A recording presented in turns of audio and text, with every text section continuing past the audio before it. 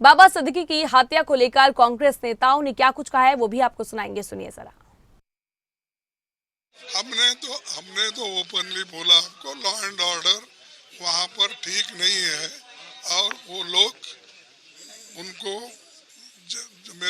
मुझे जान को खतरा है बोलने के बावजूद भी अगर पुलिस उसका रक्षण नहीं करता है तो ये बहुत बड़ा एक लैप्स है एडमिनिस्ट्रेशन के तरफ से।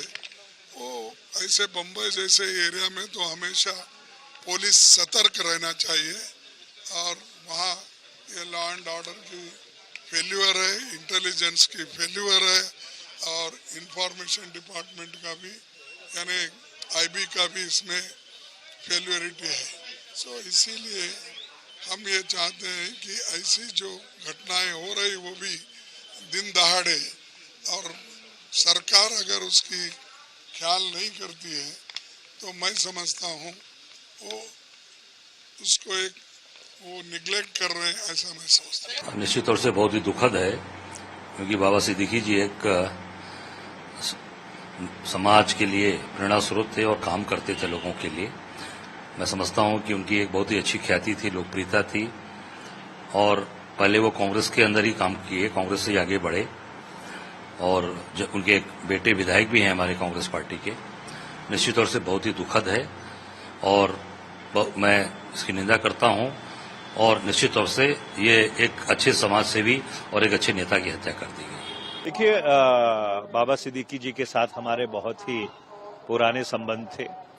वो जब मैं एनएसयूआई का राष्ट्रीय अध्यक्ष था तो भारतीय राष्ट्रीय छात्र संगठन में काम करते थे और जो हुआ है बहुत ही दुर्भाग्यपूर्ण है और अत्यंत निंदनीय है।